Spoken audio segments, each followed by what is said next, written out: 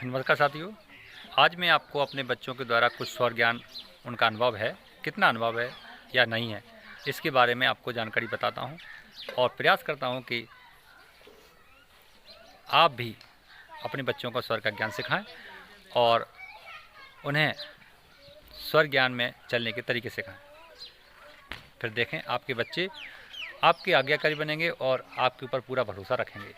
चलिए जानते हैं कि हमारे बच्चे कितने स्वर ज्ञान में विश्वास रखते हैं और कितना जानते हैं, उनका अनुभव है या नहीं, इसके बारे में हम लोग जानते हैं। ये हमारे बच्चे खेल रहे हैं, चलिए देखो जानते हैं कि इनको कितना स्वर का ज्ञान है और कितना नहीं है। तो सबसे पहले हमारी बड़ी बच्ची है, तो इसको पूछ लेते हैं, बेटा स्वर के बारे में जानते हो ना? यस। हाँ, सबसे पहले अपना नाम बताओ। पिंकी। पिंकी। सूर स्वर किसे कहते हैं? ये वाला। और चंद्र स्वर? ये वाला। जे मतलब दायां स्वर और बायां स्वर। ये वाला। हाँ, तो लिखने का और गणित के सवाल करने का कौन से स्वर में काम करती हो तुम बेटा? लिखने और गणित के सवाल में ये वाला। सूर स्वर का है। हाँ।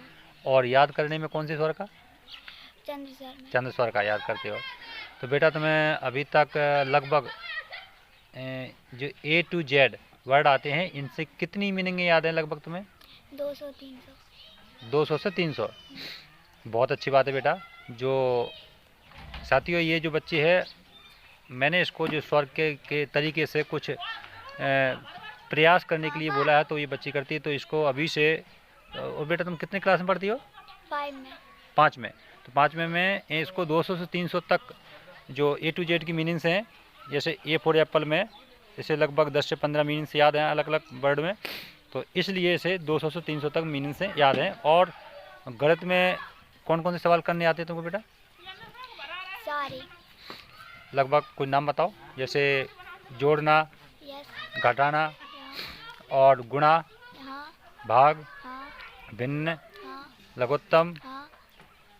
तो बहुत सारे सवाल आते हैं। तो ये जो अनुभव है इसका, ये स्वर ज्ञान का अनुभव है, बहुत अच्छा अनुभव कराता है स्वर ज्ञान। तो आप भी अपने बच्चों को स्वर का ज्ञान अनुभव कराएं, फिर उसे उस पर चलने के लिए प्रयास करें।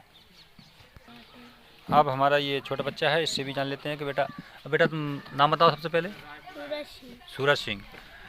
सूरज सिंह, तुम्हारा सूर स्वर कौन सा है और चंद्र स्वर? सूर स्वर में तुम लिखने का काम किस में करते हो? सूर स्वर में। और तुम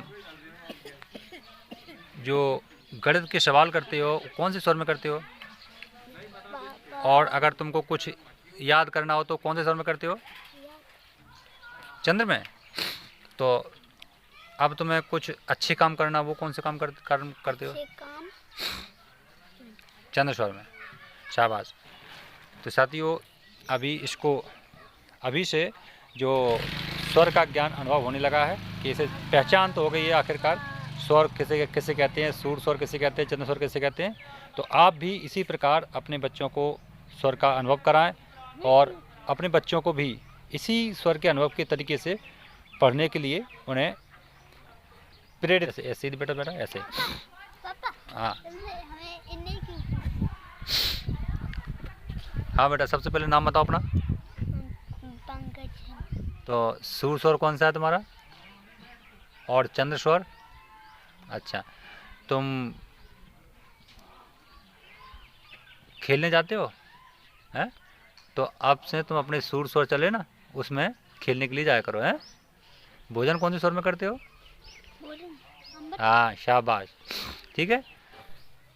तो देखा मित्रों, अभी आपने हमारे बच्चों को ज़्यादा नहीं पर थोड़ा थोड़ा स्वर का अनुभव हो रहा है और यह उनके जीवन में बहुत बड़ा बदलाव लाएगा। आप भी अपने बच्चों को स्वर का अनुभव कराएं।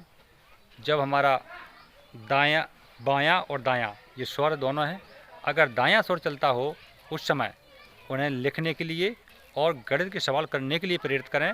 और जब बायां चलता हो उस समय उनसे कहें कि बेटा इस समय तुम याद करने के लिए बैठो, और कोई अच्छा काम करना हो तब भी बाएं स्वर का उपयोग करें। इस प्रकार से यदि हम अपने बच्चों को ढालते हैं तो ये निश्चित हमारा देश, हमारा पूरा विश्व फिर से बिल्कुल सात्विक, जैसे कहते हैं बुद्ध की धरती, ऐसा देश बनेगा जो समबुद्ध सम्यक बुद्ध का भारत का एक माना जाएगा। तो साथियों, मेरा भी प्रयास है और आप भी प्रयास करते रहें। ऐसी ही नई जानकारी के साथ फिर मिलेंगे, तब तक के लिए नमस्कार।